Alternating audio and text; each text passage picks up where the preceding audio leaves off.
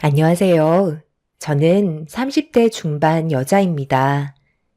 사람의 본성은 태어날 때부터 타고난 건지 이번에 경험하게 된 일들이 저에게 상당한 충격을 안겨 주었습니다.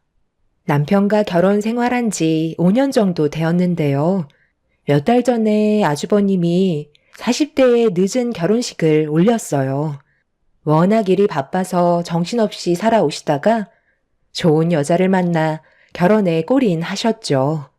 그렇게 저에게는 형님이 생기게 되었지만 여기에서 예상치 못한 문제가 터지고 말았습니다. 겉으론 온갖 착한 척은 다 하더니 저와 단둘이 있을 때마다 형님의 본성이 나오고 있었어요. 저는 그런 모습을 더 이상 보고 싶지 않아 어쩔 수 없는 결정을 할 수밖에 없었습니다. 동서는 결혼 생활 마음에 들어? 나는 솔직히 시댁 왕래하는 거 별로 안 좋아하거든. 괜히 가식적인 모습이나 보여줘야 하고 은근히 신경 쓰이는 것들이 많아서 긴장도 되는데 스트레스까지 받는다니까? 사람이 살면서 제일 안 좋은 게 뭔지 알아? 스트레스가 만병의 근원이라고 그랬어. 먹는 것 때문에 몸에서 문제가 생기는 것보다 스트레스로 인해 암에 걸릴 확률이 상당히 높다는 거야. 한 번만 사는 인생인데 최대한 오래 살면서 인생을 즐겨야 하는데 요즘 들어 그이랑 결혼하고 나서 시댁에 자주 모임이 생기다 보니 신경이 너무 많이 쓰이네. 동서는 이런 결혼 생활 어떻게 버티면서 살아왔어? 정말 대단한 것 같아. 아, 그래요? 저는 크게 스트레스 받은 적이 없어서 잘 모르겠어요. 시부모님께서 저를 딸처럼 항상 잘 챙겨주시거든요. 어떻게 받아들이냐에 따라 상황이 달라지는 거 아닐까요? 저는 결혼 생활 5년 차인데도 시댁에 올 때면 항상 즐거운 일만 생기는걸요? 그렇다고 시부모님이 형님한테 못하는 건 아니잖아요. 제가 봤을 때 항상 저보다도 더 형님을 신경 써주시고 여러 가지로 잘 챙겨주시는 걸로 알고 있는데 형님은 아닌 것 같아요. 시부모님 마음도 따뜻하고 정말 좋으신 분들이세요. 유쾌하신 부분도 있고 편견 없이 대해주셔서 편할 때도 많아요. 아니, 동서는 사람이 왜 이렇게 재미가 없어? 내가 험담을 하는 게 아니라 이런 생활들이 힘들다는 거야. 여기에서 내 속마음 터놓을 사람이 동서 말고 누가 있어? 나는 결혼한 지 얼마 안 됐잖아. 그래서 여러 가지로 도움받을 수 있는 게 있을까 해서 따로 얘기 좀 하자고 했던 거지. 동서는 보기와 다르게 좀 꽉 막힌 성격을 가지고 있는 것 같네? 동서는 시댁 집안 식구들한테 꽉 잡혀 사는 것 같아. 어머님이 말 한마디 하면 깍듯하게 시키는 건 뭐든 다 하는 것 같은데 그런 것들이 계속해서 반복이 되면 나중엔 모든 걸 당연시하게 생각한다니까. 동서가 그런 생활을 계속해서 이어나가는 게 좋지 않다는 거야. 하고 싶은 말들은 확실하게 해야 함부로 대하지 않는 거라고. 어머님이 어려운 거 시키는 것도 아닌데 젊은 제가 움직이는 건 당연한 거죠. 무릎도 안 좋으셔서 잘 걷지 못하시는데 어머님이 시킨 걸 안 할 수는 없잖아요. 형님이 저에게 무슨 말씀을 원하시는지 대충 알 수 있을 것 같아요. 제가 같이 맞장구 치면서 시댁 험담해 주길 원하는 거죠?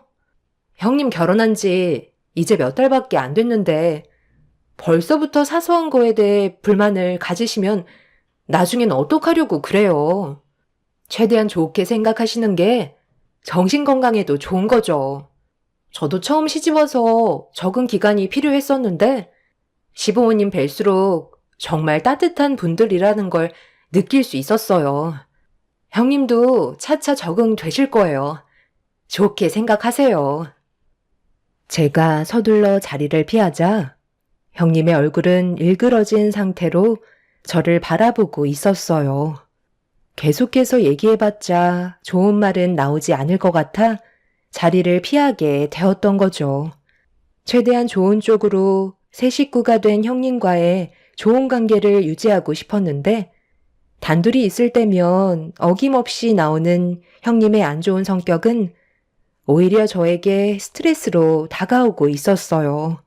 하지만 성격을 고치지 못하시는 건지 아니면 제 말을 무시하는 건지 다시 한번 시댁에서 모임을 가진 적이 있었는데 즐겁게 식사를 끝내고 과일 준비를 위해 형님과 단둘이 주방에 있게 되는 상황이 만들어졌었어요. 그런데 형님은 어김없이 저에게 시댁 식구들의 험담을 늘어놓고 있었습니다. 끊임없이 자기가 생각하는 불만들을 늘어놓고 있는데 점점 지나치는 형님의 태도에 참고 참았던 화가 결국 터지고 말았었죠. 세상에. 동서는 음식이 입맛에 맞았어? 나는 이게 사람이 먹을 음식인가 싶더라고. 내 인생에 제일 최악의 음식이었어. 동서는 정말 대단해. 이런 걸 어떻게 5년이나 참고 살아왔던 거야? 나는 목에 탁 걸려서 넘어가지 않는데 아주 죽는 줄 알았다니까. 동서가 착하고 마음이 넓어서 모든 걸 이해하고 넘어가는 것 같은데 이런 건 확실하게 짚고 넘어가야 된다고. 나는 결혼한 지 몇 달밖에 안 돼서 대놓고 말을 못하지만 동서는 5년이나 됐으니까 이런 건 얘기 좀 할 수 있지 않아? 우리 집에는 식모가 있거든? 오랜 시간 동안 일을 해줘서 우리 입맛에 맞게끔 음식을 해준 덕분에 상당히 퀄리티가 있는데 여기 음식들은 어떻게 된 게 시장에서나 볼 법한 음식들이야. 우리 집안보다 잘 살면서 돈을 아끼시려는 건지 음식이 너무 형편없어서 입맛만 버렸다니까. 오늘은 집에 들어가서 그이한테 한마디 해야 되겠어. 이런 식으로 형편없이 대접받는 거 정말 싫으니까 차라리 나가서 분위기 좋은 곳에서 외식을 하던지 그래야지. 이런 식으로는 도저히 못 살겠다. 어머, 저는 너무 맛있어서 정신없이 먹었는걸요? 형님, 저한테 무슨 대답을 원하세요? 제 입으로 어머님 음식 솜씨가 정말 형편없죠? 저도 5년 동안 어머님이 만들어주신 음식 모임이 있을 때마다 먹고는 있는데 아직까지 적응이 안 된다니까요? 이런 말을 원하시는 거예요? 저는 어머님이 해주신 음식이 입맛에 딱 맞고 정말 괜찮은데요? 저희 온다고 새벽같이 일어나셔서 음식 준비해 주신 거 형님도 모르는 건 아니잖아요. 차라리 그냥 형님이 어머님한테 가서 직접적으로 얘기를 하시던가요. 어머, 왜 화를 내고 그래?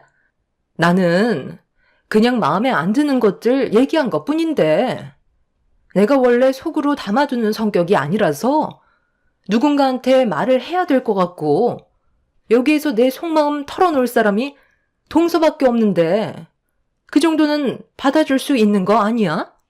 이런 말도 못하면서 살 수는 없는 거잖아. 나도 내 감정 표현하는 거라고. 그러니까 저는 그런 안 좋은 말을 들으면 많이 불편해요. 형님은 그냥 제가 편해서 얘기한다지만 저는 어머님 눈치도 보이고 형님 눈치도 보이고 중간에서 정말 가시방석 같다고요. 그날도 어김없이 제가 먼저 자리에서 일어나 과일이 담긴 접시를 가지고 거실로 나갔어요. 형님의 지나친 태도에 감정이 상했던 저는 좋은 말이 나오지 않았고 형님은 먼저 일어난 저를 보며 자기를 이해해주지 못한다고 불만을 털어놓고 있었습니다. 형님과 더 이상 대화를 섞고 싶지 않아 저는 자리로 돌아와 거실 테이블에 과일 접시를 내려놓고 앉았는데 시모가 제 표정을 보셨는지 주방에서 무슨 일이 있었냐고 물어보셨지만 차마 형님과 나눴던 대화에 대해 시모한테 설명해 드릴 필요는 없다고 판단해 별일 없었다며 대충 둘러댔어요. 형님은 저에게 온갖 불평불만을 다 털어놓곤 아무렇지도 않다는 듯 거실로 돌아와 웃으면서 시부모님과 즐겁게 대화를 나누고 있었어요.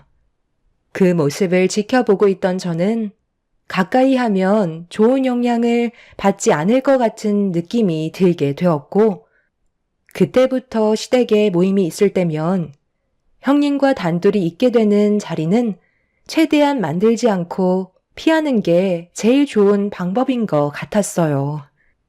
제가 그런 모습을 지속적으로 보이자 형님도 어느 정도 눈치를 챘는지 저를 또다시 불러 자기한테 무슨 불만이 있냐며 물어보시길래 진지하게 대화를 이어나갔습니다.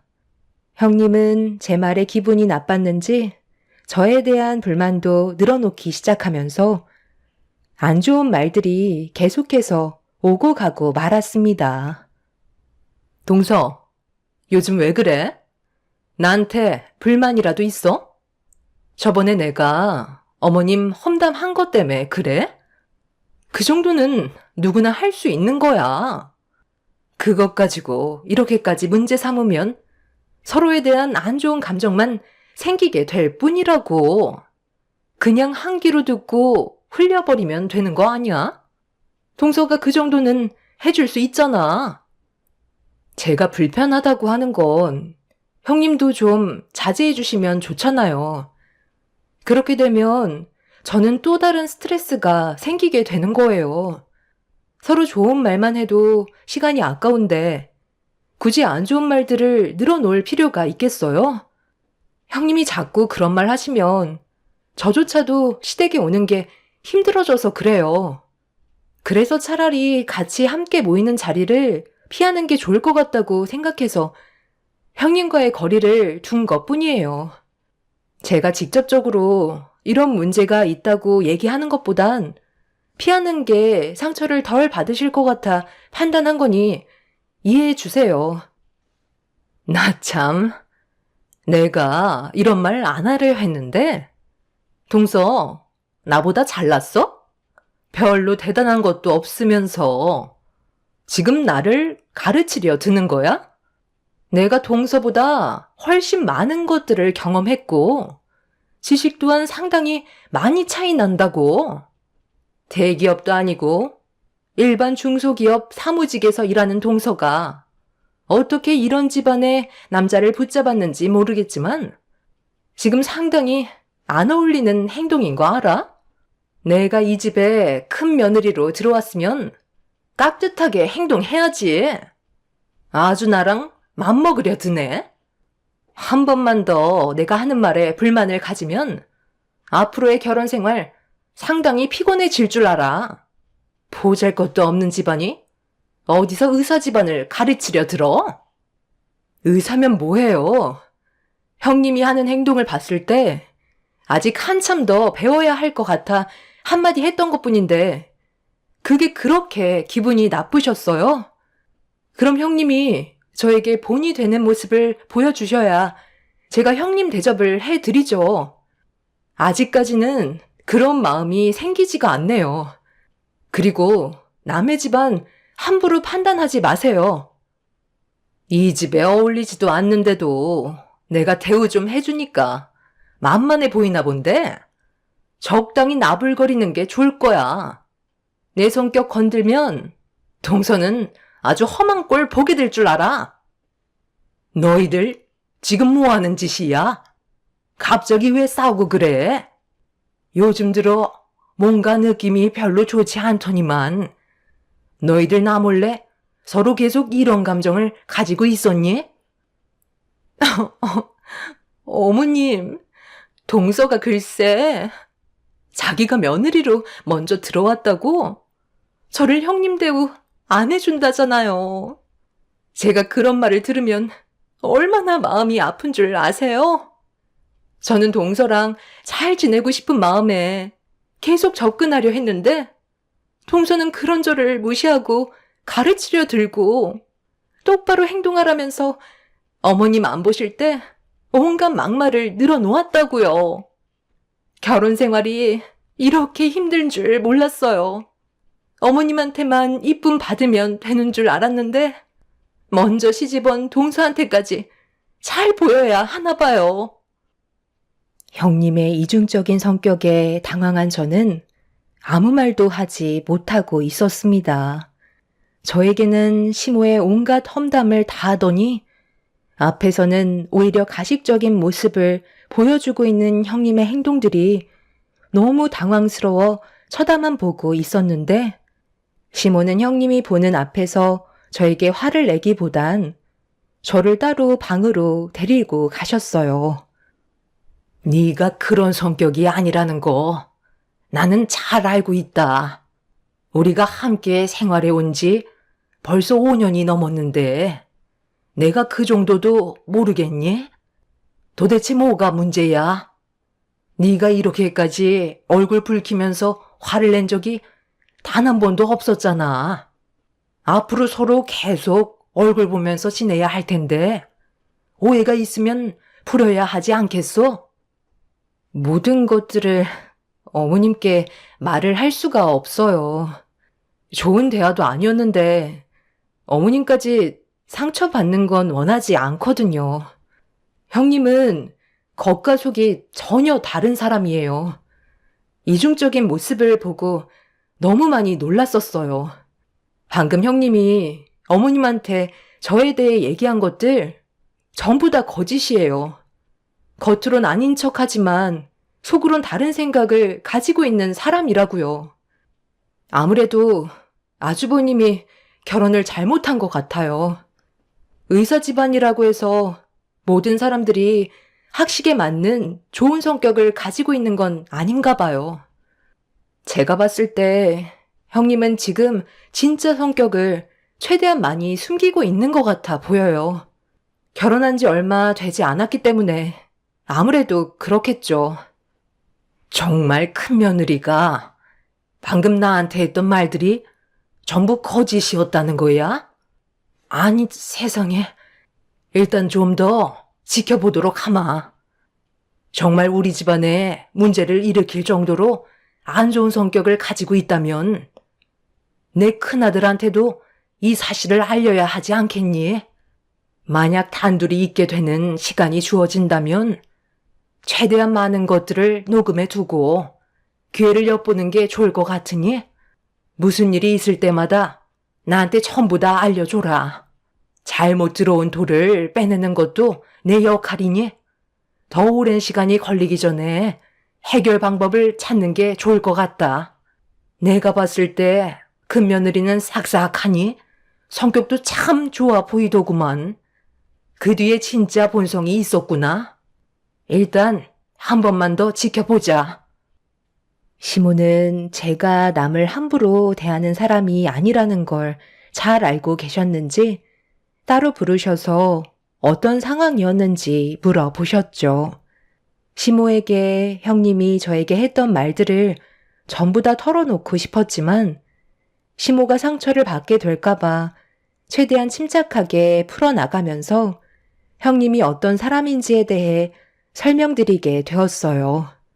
그렇게 한참 동안 대화를 나눈 뒤에 거실로 나오자 형님은 기다렸다는 듯 시모에게 달려가 자기는 정말 억울하다면서 눈시울까지 붉어지는 모습을 보여주고 있었습니다. 그런 모습에 상당히 화가 났지만 제가 할 수 있는 건 최대한 참는 거였고 나중에 있을 기회를 놓치지 않으려 시모가 시키는 대로 침착하게 행동할 수밖에 없었습니다. 그날 이후 형님과 저는 한동안 함께 붙어있는 시간을 만들지 않았고 서로 거리를 두면서 기본적인 관계만 유지하고 있었는데 어느 날 시모와 함께 병원에서 봉사활동을 하던 도중에 예상치 못한 상황이 발생이 되고 말았습니다. 최근 들어 시모도 그렇고 저도 일이 바빠 매달 한 번씩 하던 봉사를 2달 만에 처음으로 하게 되었는데 시모와 저는 항상 주방에서 일을 했었어요. 그리고 배식까지 담당했었죠. 그런데 많은 분들께서 환자를 위해 고생을 하시는 모습을 볼 때면 저도 정말 열심히 살아야겠다는 마음가짐을 하게 될 정도로 병원에서 많은 의료진 분들이 환자를 최선을 다해 돌봐주십니다. 그런데 제 앞에 형님이 떡하니 식판을 내밀면서 저와 눈이 마주쳤고 봉사활동을 하고 있는 모습을 보면서 썩은 미소로 저를 위아래로 훑어보더라고요. 형님은 저에게 할 말이 있다고 배식 끝날 때까지 기다리겠다면서 자리에 앉더니 저를 바라보며 의미심장한 미소를 띠고 있었어요. 별로 마주하고 싶지 않았지만 형님이 왜 이 병원에 있는지 저도 궁금했던 터라 배식이 끝난 뒤에 자리에 앉아 기다리고 있는 형님을 마주 보면서 저도 자리에 앉았습니다. 어머, 동서, 여긴 어쩐 일이야? 원래 직업이 이게 아닌 걸로 알고 있는데 설마 아르바이트라도 하는 거야? 하기엔 먹고 살려면 한창 젊을 때 하나라도 더 해야지. 뭔가 오해를 하시는 것 같은데요. 저는 오늘 여기 봉사활동하러 나온 거예요. 원래 매달 한 번씩 오는데 최근에 일이 바빠서 2달 만에 오는 거거든요. 형님은 원래 근무하는 곳이 이 병원이 아닌 걸로 알고 있는데 여긴 무슨 볼일 때문에 오신 거예요? 설마 이쪽으로 근무지를 옮기신 건 아니죠? 왜? 나는 이 병원에서 일을 하면 안 되는 거야? 나 오늘 면접 봤어. 다음 주부터 출근할 것 같아. 여기가 다른 병원보다 규모도 큰 편인데 거기에다가 월급까지 꽤 높은 편이라 암 전문의로서 제대로 대우를 받을 수 있을 것 같았거든. 그런데 동서는 삶이 참 한가로운 것 같아. 봉사활동할 정도로 여유가 있나 봐.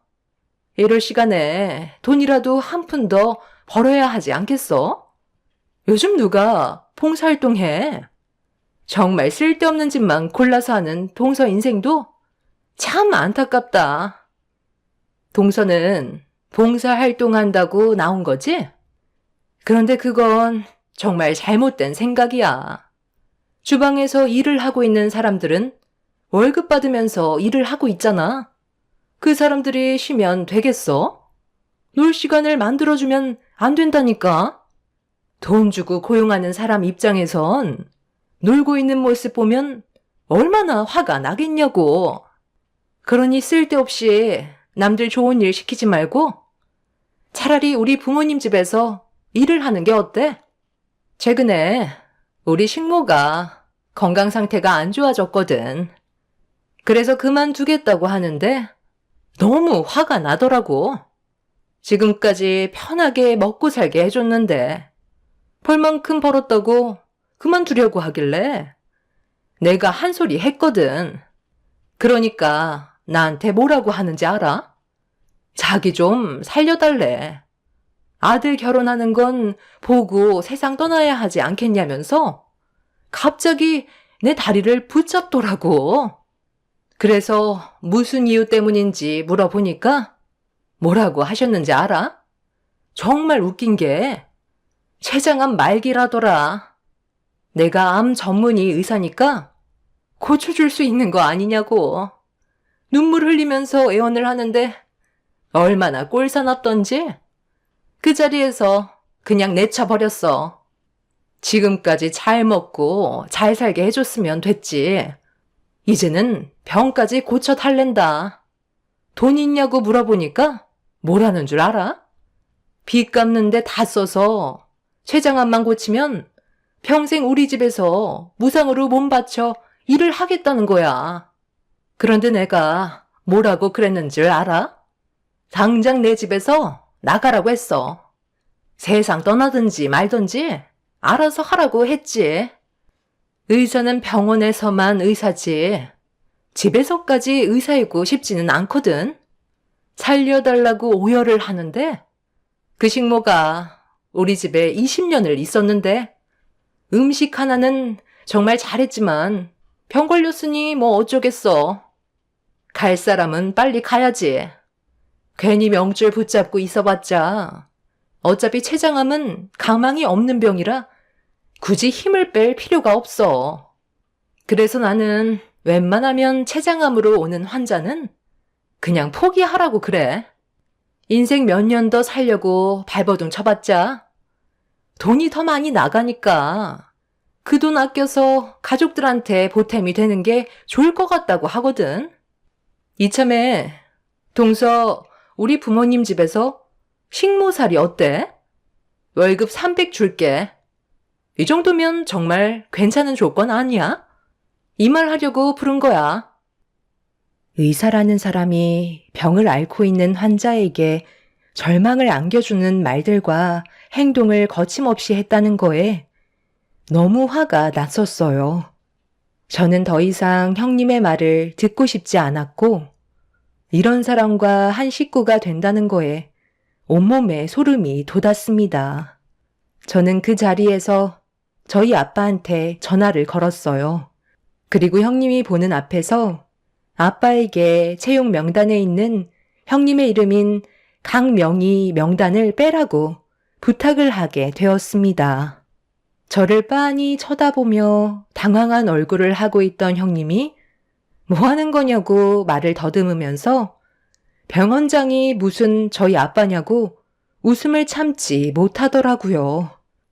그 모습을 보고 있던 저는 어이가 없었습니다.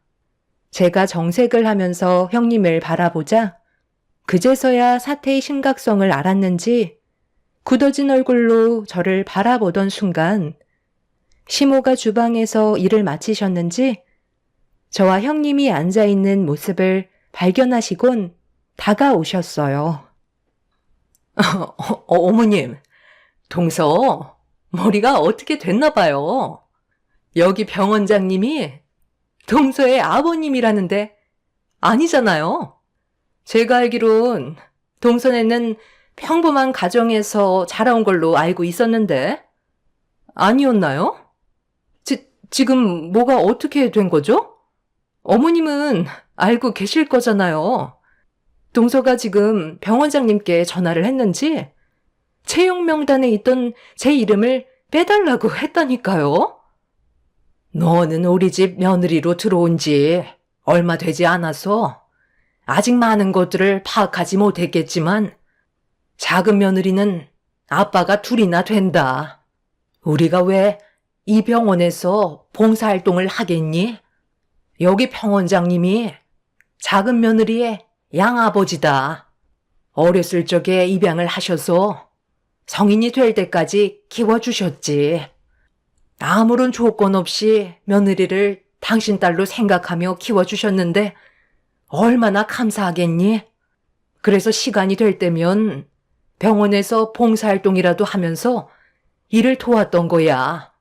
네가 알고 있는 작은 며느리의 친부도 당신 딸을 찾으려고 오랜 세월을 보내다가 겨우 찾았던 거고 며느리는 두 아버지 사이를 왕래하며 지냈었던 거다.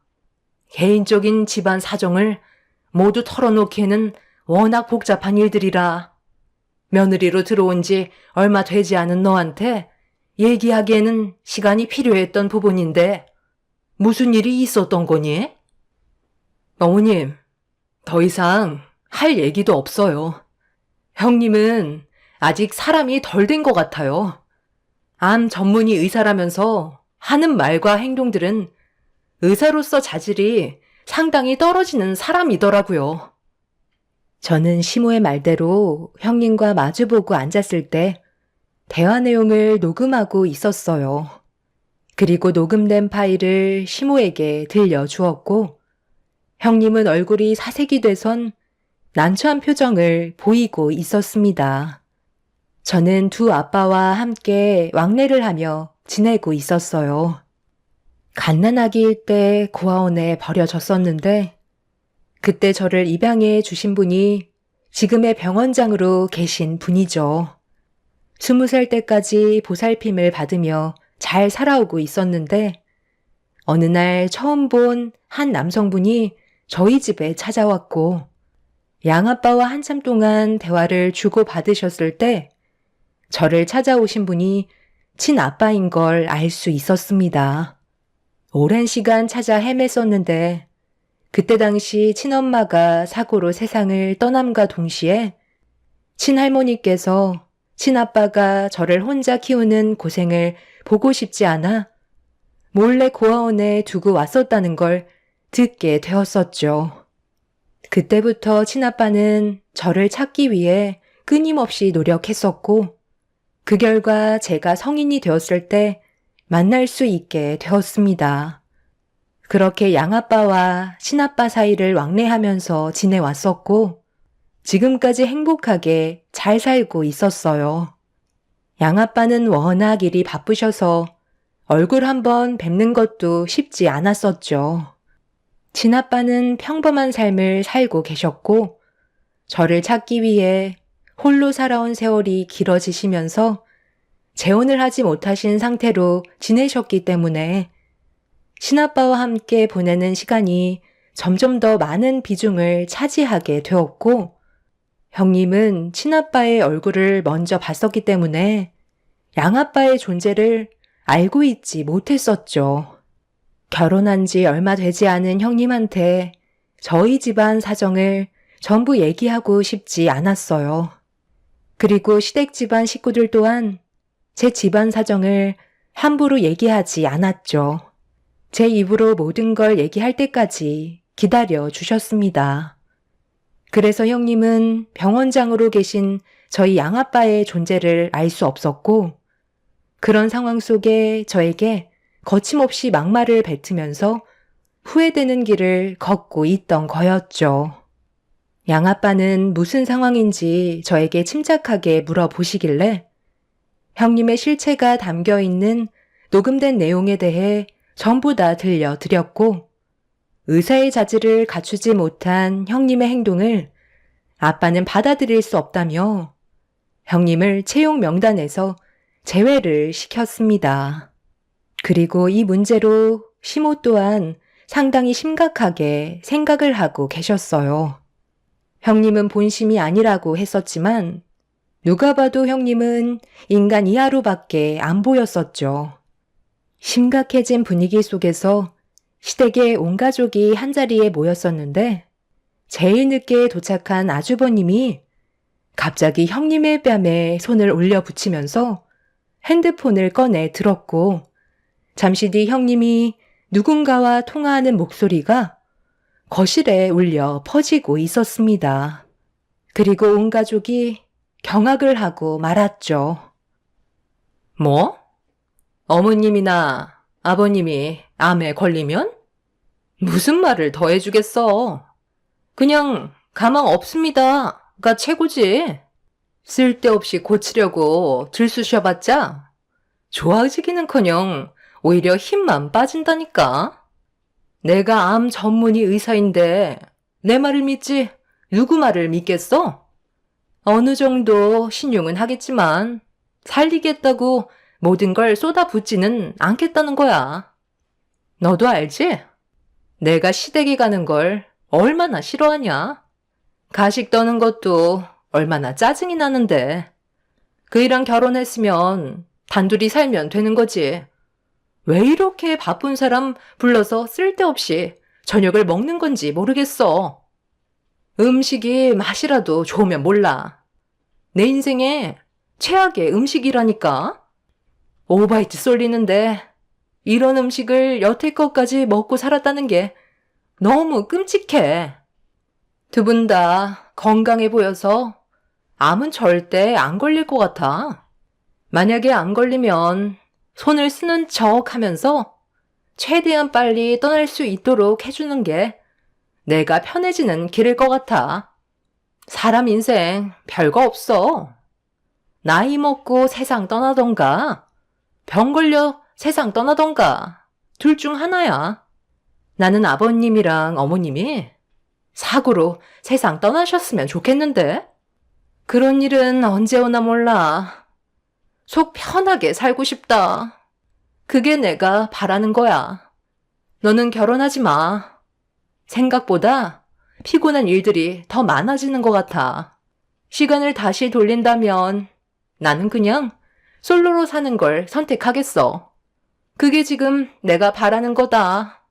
상상으로만 꿈꿔왔던 결혼 생활과는 완전히 다르다니까. 정말 지긋지긋해 죽겠다.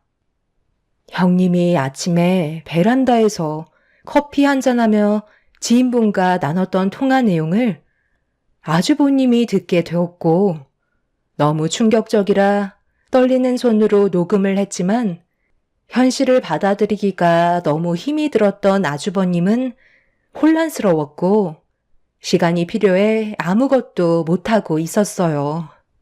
그런데 병원에서 형님의 행동에 문제가 있었다는 걸 알게 되는 순간 아주버님은 형님과 이혼을 결심하셨는지 녹음된 내용을 들려주면서 형님과의 이혼을 준비하게 되었어요.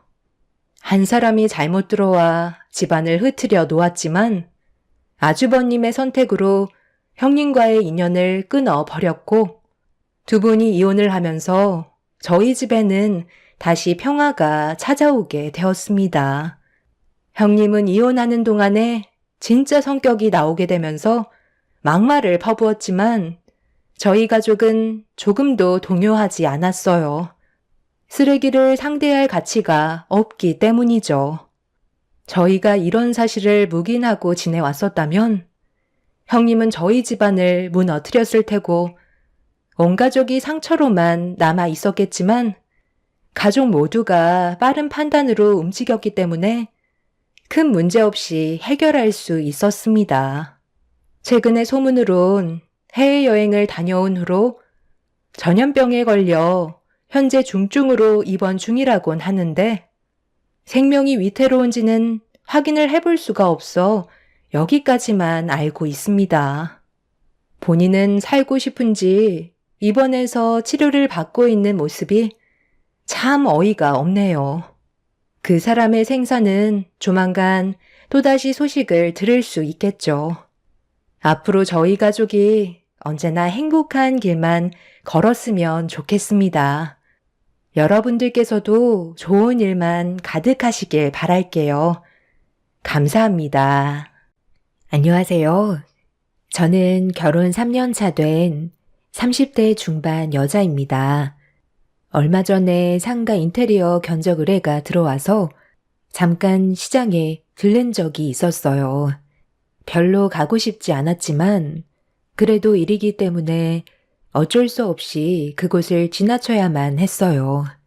정말 안 좋은 기억의 장소였는데 그때 이후 많은 변화가 생겼고 지금은 시장이 안정을 되찾은 것 같아 어느 정도 마음이 놓이긴 하지만 불과 작년 추석 땐 시장 전체가 들썩일 정도로 조용할 날이 없게 만들었던 한 사람이 있었어요. 지금은 더 이상 저와 만날 일이 없는 시어머니였습니다. 제 직업이 실내 인테리어 건축업이라 전국을 돌아다니는데요. 그동안 정말 많은 사람들을 만나왔었지만 시어머니의 불같은 성격은 세상 살다 처음 겪어보게 되었고 이 문제로 부부 관계에까지 영향을 미칠 만큼 안 좋은 성격의 소유자세요. 시모 뱃속에서 태어난 남편이 정상적으로 커온 것도 정말 대단한 것 같아 보였어요. 남편과 결혼 전에는 잘 몰랐었는데 결혼 이후 시장에서 일하는 시모의 모습을 보게 됐을 때 제가 평소에 알던 시모의 모습과는 정반대되는 성격을 보여주고 있었어요. 남편 말로는 주변 상인들과 상당히 안 좋은 관계를 유지하고 있다는 말을 들었었는데 저희 부부가 시모가 일하고 있는 전집에 들어가는 순간 다른 상인들과 얼굴을 붉히면서 싸우고 있었어요. 놀란 남편은 몸싸움을 벌이고 있는 틈으로 들어가 말리기 시작했고 처음으로 보게 된 시모의 또 다른 모습은 상당히 큰 충격으로 다가왔었어요. 무슨 이유 때문에 얼굴을 붉히면서 몸싸움까지 격하게 하는 건지 남편이 상인분들한테 여쭤봤는데 이미 안사람이 있는 남자들에게 꼬리를 쳤다면서 시모를 법적으로 고소하겠다고 더욱더 흥분해서는 난리를 치고 있었습니다. 나 참, 내가 무슨 꼬리를 쳐? 너희들이 남편 간수 못한 걸 왜 내 탓을 하는 건데? 술 먹고 싶어서 전집에 들어온 것까지 내가 들어오지 못하게 막아야 되는 거야? 상판태기가 그 모양으로 생겼으니 매사가 불안하겠지. 얼마나 마누라 구실을 못했으면 자기 남편이 다른 여자한테 눈을 돌리겠어? 고래 자기 남편이라고. 나랑 눈 맞을까봐 불안해? 그런데 이거 어쩌지? 머슴같이 생긴 너희 남편 내 눈에 성도 안 차거든. 내가 아무리 남자 없이 살아온 세월이 오래됐어도 남자 보는 눈이 없는 건 아니거든. 와서 전 좀 팔아주겠다는 것까지 내가 막을 필요는 없는 거잖아. 나보고 굶어 죽으라는 거야? 어디서 되도 않는 말로 사람을 상간녀로 몰아가고 있어? 한 번만 더 내 식당에 찾아와서 깽판 치면 그땐 내가 널 가만 안 둘 거야. 내 말 알아들었으면 너희 못난 남편 데리고 당장 내 눈앞에서 사라져. 저렇게 성격이 고약하니까 그쪽 남편이 먼저 세상을 떠난 거 아니야? 주변 사람들이 뭐라고 그런 줄 알아? 그쪽이 하도 다른 남자들한테 꼬리쳐서 당신 남편이 화병으로 세상을 떠났다는 소문이 이미 상인들 사이에 전부 퍼져 있는데 그쪽이 지금 내 눈에 들키지 않았다고 해서 그 버릇 어디 갈 것 같아? 시모의 식당에 쳐들어온 상인 아줌마들은 시모가 바람기가 심하다며 안 좋은 분위기로 몰아가고 있었습니다. 남편은 침착하게 시부가 교통사고로 세상을 떠난 거라고 대화를 풀어나갔지만 상인 아줌마들은 남편도 한통속인 것 같다면서 의심을 하고 있었습니다. 한참 동안 시모와 상인 아줌마들이 얼굴을 붉히면서 좀처럼 진정이 되지 않자 남편이 경찰 조사 받아보면 되지 않냐고 버럭 화를 냈어요. 그리고 남의 식당에서 난리친 아줌마들을 영업방해죄로 신고하겠다며 핸드폰을 꺼내 들자 본인들이 불리한 위치에 서는 건 싫었는지 시모에게 처신 똑바로 하라고 한마디 한 뒤에 다들 돌아갔어요. 상인 아줌마들이 한바탕 난리를 치고 떠난 자리에는 아수라장이 되어 있었고 시모는 흥분을 가라앉히지 못하면서 그 사람들을 가만두지 않겠다며 분노하고 있었습니다. 엄마가 처신을 똑바로 했으면 이런 일은 없었잖아요. 아, 왜 다른 남자들한테 눈웃음을 파는 건데요? 틈을 보이니까 어떻게든 한번 해보려고 접근한다는 거 몰라요? 본인들이 좋아서 오는 것까지 내가 오지 못하게 막아야 되는 거니? 이게 내 탓이야? 마누라 구실을 얼마나 못했으면 그런 불안함을 가지고 있겠어. 그럼 엄마는 정말 떳떳하다는 거예요? 상인분들이 하나같이 엄마한테 문제가 있다고 얘기하는 건 그동안의 행실이 별로 좋지 않았다는 거잖아요. 무슨 행실? 나는 그냥 술 몇 잔 따라준 것밖에 없다. 우리 식당에서 찾아와 준 게 너무 고마워서 좀 웃어주고 대화 몇 마디 해준 것뿐인데 이게 잘못이야? 그런 손님 왔는데 인상 쓰면서 아무 말도 하지 않고 차가운 분위기 조성해야 맞는 거냐고. 나도 지킬 건 지키면서 장사하는 중이니까 별것도 아닌 일 가지고 너까지 흥분할 필요 없다. 다시 한번 말하지만 엄마는 절대로 바람 같은 거 안 폈으니까 두 번 다시 그런 쓸데없는 말 하지 마. 그런데 너희들은 연락도 없이 웬일이냐? 시모는 흥분을 쉽게 가라앉히지 못하고 있었어요. 이런 일이 하루 이틀이 아니었는지 기분이 상당히 안 좋아 보였고, 저희 부부는 주변에 깨지고 어질러진 식기들을 정리해 드렸습니다. 남편은 근처 볼 일이 있다가 잠깐 들린 거라며 전집을 이제 그만하는 게 어떻겠냐고 정리하길 원했지만 시모는 남편의 말을 귀담아 듣지 않았어요. 이런 문제가 계속해서 이어지다 보면 더 큰 사고가 날 수도 있을 것 같아 불안한 마음이 들었는지 시모를 설득하려 했지만 오히려 시모의 기분을 더 안 좋게만 만들었어요. 남편은 며칠 뒤 곧 추석인데 집에서 쉴 건지 아니면 식당에 나올 건지 물어보면서 대화를 다시 이어나갔습니다. 집에서 놀면 뭐하니? 명절날 식당 문을 열어야 돈을 벌 수 있을 거 아니야.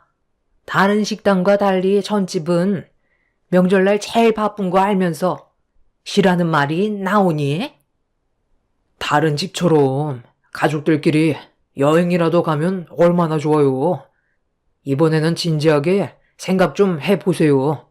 오늘 저녁이나 같이 하려 했는데 이런 기분으로는 힘들 것 같네요. 정리도 다 끝났는데 엄마도 이제 그만 들어가세요.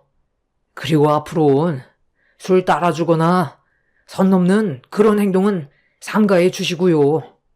괜한 오해 사잖아요. 그럼 네가 한 달 용돈 500 맞춰줄 수 있어? 그럼 전집 정리하고 나도 내 인생 즐기면서 살란다. 그런데 네가 말하는 조건 맞춰주기 힘들 것 같으면 나한테 싫어 마라. 그딴 말 하지 말고 너나 똑바로 처신 잘해. 여자들은 주변에 조금만 조건 좋은 남자들이 꼬이면 금세 그쪽으로 정신 팔려가게 되어 있어. 어머님, 잠깐만요. 방금 뭐라고 하셨어요? 설마 저보고 들으라고 하신 말은 아니죠? 왜 저를 보고 얘기하시는 건데요? 어머님은 제가 다른 남자들한테 눈 돌릴 거라고 생각하시는 거예요? 지금 기분이 상당히 안 좋아지려는데요? 방금 저한테 하신 말씀이 아닐 거라고 생각할게요. 그동안 저를 얼마나 가볍게 보셨으면 그런 말을 아무렇지도 않게 하세요? 어머, 이게 뭐예요? 요 근처 식당에서 계약건이 있어서 일하는 모습인데 이걸 왜 찍은 거예요? 이게 무슨 문제라도 있나요? 보면 몰라? 너 얼굴 표정 봐라. 여자들은 다 똑같아. 아무리 본인이 그런 사람이 아니라고 말을 해도 내면에 박혀있는 본성은 겉으로 드러나게 되어 있거든. 내가 잠깐 외출할 일이 있어서 나가던 길에 네가 일하는 모습을 보게 됐는데 상가 주인한테 눈웃음 치고 난리도 아니더구만. 직업 특성상 원래 그런 거니? 실내 인테리어라는 게 고객한테 상냥하게 눈웃음 치는 것도 포함이 되어 있는 거야? 그 사진 잘 봐라. 아주 좋아 죽더구만. 왜? 일 끝나고 너한테 술 한잔 하자고 하디? 어머님, 이게 지금 뭐 하는 거예요? 고객한테 친절하게 응대해드리는 모습인데 이걸 그런 식으로 함부로 해석해서 사진까지 찍으셨어요? 저 상가 주인이 실내 인테리어 공사 마감을 전부 끝냈는데 갑자기 변심해서 다시 수정해달라고 요청을 하는 바람에 난처한 상황이 생겨 대화를 주고받고 있던 거였어요. 누가 봐도 일적으로 나누는 대화 같은데 어머님이 저를 그런 식으로 판단했다는 게 정말 기분이 좋지 않네요. 당장 사과하세요. 틀린 말 한 것도 아닌데 무슨 사과? 아들, 네가 봐도 내가 사과해야 될 일인 것 같니? 내가 봤을 때 너는 조만간 바람기 때문에 내 아들과 이혼할지도 모르겠다. 저는 더 이상 시모와 대화조차 나누고 싶지 않아 식당에서 뛰쳐나왔어요. 남편은 시모에게 소리치면서 한마디 한 뒤 저를 급하게 따라왔고 시모의 생각 없는 말들이 저에게 너무 큰 상처를 줬는지 결국 차 안에서 서러움에 눈물을 쏟아내 버렸습니다. 제가 고객과 일하는 모습을 사진으로 찍었던 시모는 어떤 상황이었는지도 모르면서 그 모습을 바람 피우고 있는 장면이라고 오해하는 것 자체가 너무 어이가 없었어요. 상가 주인이 원하는 대로 인테리어 공사가 끝이 났는데 다시 수정해 달라고 요청했을 땐 문제가 심각했었어요. 전날에는 마음에 든다고 다음날 나머지 인테리어 비용 입금하겠다더니 갑자기 마음이 바뀌었다면서 원하는 대로 바꿔주지 않으면 돈을 주지 않겠다면서 다음 일정에까지 차질이 생기게 만들었어요. 추가적인 수정사항에 대해서는 인테리어 비용이 더 들어가기 때문에 일단 현재 마무리가 된 공사건에 대해서는 돈을 입금해 줘야 한다고 사정을 했었는데 상가 주인은 아예 돈을 주지 않았었고 그런 난처한 상황을 해결하기 위해 진상 고객과 진단 빼고 있었는데 시모는 그 모습을 보고 제가 다른 남자한테 해프게 눈웃음 치고 바람 피우려는 것 같은 행동까지 보였다는 충격적인 말로 제 마음에 큰 상처를 안겨줬었습니다. 여자라는 이유 하나로 현장에서 무시당하는 것도 서러운데 시모까지 저를 가벼운 여자로 생각하고 있었다는 게 눈물을 흘리게 만들었어요. 시모는 본인이 뭘 잘못했는지조차 인지하지 못하고 있었고 이런 기분으로 얼굴을 마주하고 싶지 않아 연락 자체를 안 했습니다. 그런데 명절 전날까지 전화 한 통 하지 않자 시모가 남편한테 전화를 했어요. 어차피 받아봤자 기분만 상할 것 같아 무시하고 있었는데 그날 저녁 시모가 직접 집으로 찾아왔어요. 동네가 떠나갈 정도로 현관문을 두드리면서 당장 얼굴 좀 보자고 하는데 문을 열어줄 때까지 난리칠 것 같아 남편은 어쩔 수 없이 현관문을 열어줬어요.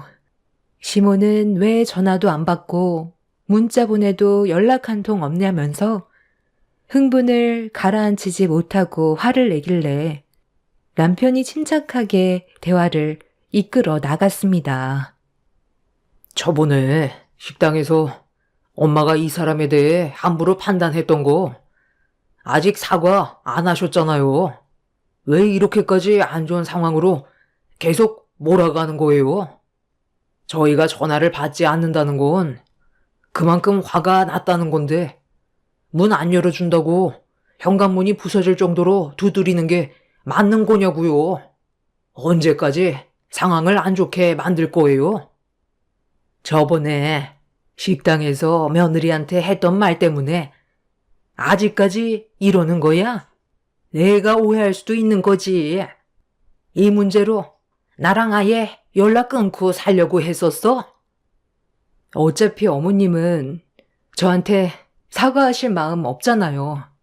그러니 용건만 간단히 해주세요. 무슨 일 때문에 오신 거예요?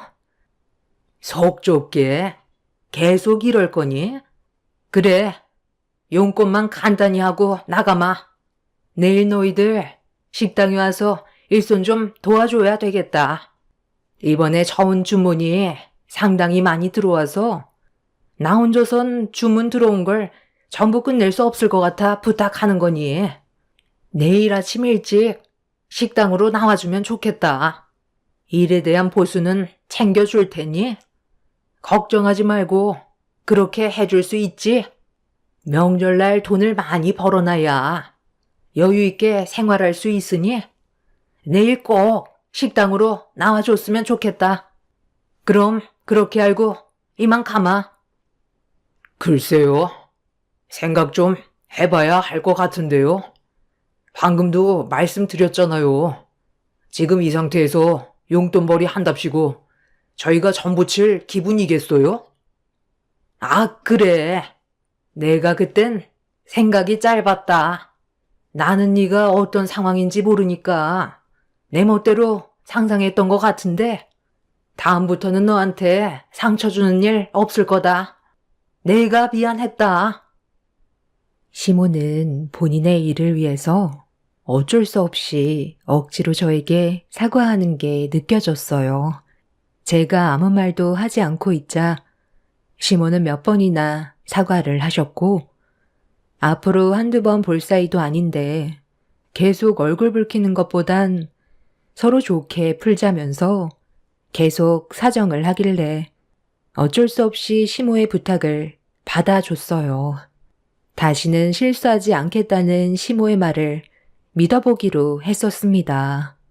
결국 다음날 저는 남편과 함께 시모의 식당에서 일손을 돕기 시작했어요. 상당히 많은 전을 만들기 위해 엄청난 재료들이 주방에 꽉 차 있었고 저는 식당에 발을 들이자마자 시모가 던져준 앞치마를 두르고 아침부터 기름 냄새 맡아가면서 정신없이 전을 부쳤어요. 그렇게 주문한 전을 가져가시는 분들도 있으셨고 식당에서 식사를 하시는 분들도 계셨어요. 그러다 보니 남편과 저는 주방에서 나오지도 못한 채 계속해서 전을 만들어야만 했는데 어느새 전을 부칠 식재료가 거의 다 떨어져서 남편이 길 건너에 있는 마트에 잠깐 들려 급한 대로 식재료를 사오려고 나간 순간 예상하지 못한 일이 터져 버렸어요. 아침부터 정신없이 전만 부쳤지 식사는 하지 못해서 허기가 지기 시작했어요. 배는 고픈데 밖의 상황을 보니 밥을 먹을 시간이 없을 정도로 식당의 손님들이 미어 터졌고 홀을 혼자서 담당하시던 시모가 저를 급하게 부르길래 하던 일을 멈추고 홀 쪽으로 나왔어요. 시모는 손님들이 자리에 앉을 수 있게 테이블 좀 정리해달라면서 카운터에서 계산을 하고 계셨습니다. 저는 그 사이 테이블을 정리하고 있었는데 상의에 올려져 있던 전이 꽤 남아있는 걸 보고 너무 아까웠어요. 힘들게 만든 전인데 그냥 버리기에는 아까울 것 같아 테이블을 정리한 다음 주방에서 손님이 먹고 남은 접시에 건들지 않은 동태전이 그대로 있길래 한 개를 집어 먹었는데 카운터에서 계산을 끝내고 주문을 받은 시모가 저를 부르는 순간 제가 먹고 있던 동태전을 보더니 화들짝 놀라면서 주방 쪽으로 달려와 등짝을 사정없이 내리쳤어요. 시모는 바빠 죽겠는데 입에 들어갈 전이 있냐면서 홀에서 많은 손님들이 쳐다보고 있는데도 제 등을 계속해서 사정없이 내리쳤습니다. 결국 입에 들어갔던 동태전은 목구멍에 넘기지 못한 채 도로 뱉어버렸네요. 어머님, 이거 어차피 버릴 거잖아요. 힘들게 부친 건데 건들지도 않은 거라 아침부터 아무것도 안 먹어서 손님이 먹다 남은 접시 위에 있는 동태전 하나 주워 먹었는데 이게 그렇게 잘못됐어요? 어머님이 뭔가 착각하시는 것 같은데요. 저는 식당에 고용된 직원이 아니에요. 어머님 일을 도와주려고 온 며느리라고요. 그래서 지금 잘했다는 거야? 손님이 먹다 남긴 전이면 네가 먹어도 된다고 누가 그러디? 저기 덮어놓은 거 안 보여? 건들지 않고 멀쩡한 전은 내가 저쪽으로 전부 다 빼놓고 있었다고. 나중에 다시 한번 지져서 손님상에 올려주면 되는 건데 그걸 네 입으로 들어가 버리면 그만큼 네가 한 번 더 붙여야 하는 건데 내가 속이 안 터지겠어? 손님들은 계속 밀려 들어오고 있고 전을 따로 포장 주문한 손님들도 얼마나 많은데 지금 이 시점에 동태전이 입구멍으로 넘어가냐고. 저쪽에 빼놓은 전은 이미 손님상에 한번 나갔던 거잖아요. 그런데 저걸 다시 데워서 손님상에 올려놓는다고요? 한번 나간 음식은 바로 버려야죠. 하루가 지난 것도 아니고 길어야 2시간 정도밖에 안 된 건데 멀쩡한 전을 그냥 버리면 그만큼 손해가 나는 건데 그렇게 정직하게 일을 해서 돈을 어떻게 벌어? 다른 식당에서는 안 그럴 것 같아? 밑반찬 같은 거 재사용하는 곳이 얼마나 많은데 어차피 손님들은 알지 못하니까 상관없다. 지금 주문 밀렸으니까 저기 손님들이 먹다 남긴 거 계란물만 다시 입혀서 바로 내놓거라. 나중에 일 끝나면 그때 제대로 된 저녁 먹으면 되잖아. 아, 빨리 움직여. 손님들 기다리잖아. 저는 그렇게 못하겠어요. 남이 먹다 남은 음식 제가 먹는 것도 아니고 다시 손님한테 나간다는 건 양심 문제라 손님이 기다려도 다시 새로 만들어 내줄 거예요. 명절이 1년 내내 있는 것도 아니고 며칠밖에 안 되는 거 최대한 돈을 많이 끌어모아야 되는데 다른 손님이 먹다 남긴 것도 아니고 젓가락도 안 된 거 다시 내놓는 건데 뭐가 문제라는 거니? 얘가 내 성질을 또 건드네. 그냥 내가 시키는 대로 하면 아무 문제 없다니까. 하라는 대로 하지 못해? 시모는 제 등에 짝소리가 날 정도로 손바닥을 강하게 내리쳤어요. 너무 큰 고통에 비명을 지르는 순간 손님 한 분이 주방 쪽으로 다가왔어요. 그리곤 주방 안쪽을 살펴보면서 무슨 일 있냐고 물어보는데 시모가 너무 흥분을 했는지 손님한테 신경 쓰지 말고 자리에 앉아 있으라면서 잘못도 없는 손님한테 화를 내고 있었습니다. 시모의 태도에 기분이 상한 손님도 화를 내기 시작했고 저와 주방에 있던 시모는 밖으로 나가더니 손님의 어깨를 밀치면서 남의 주방 들여다봤다고 더 크게 화를 냈어요. 결국 자리에 앉아있던 손님들은 식사를 하시다가 자리에서 일어나 모두들 밖으로 나가셨고 그 사이 남편이 식재료를 사가지고 식당 안으로 들어왔어요. 남편은 눈앞에 펼쳐진 충격적인 광경에 급하게 달려와 말렸지만 이미 시모와 손님은 서로 몸싸움까지 벌어진 상태였습니다.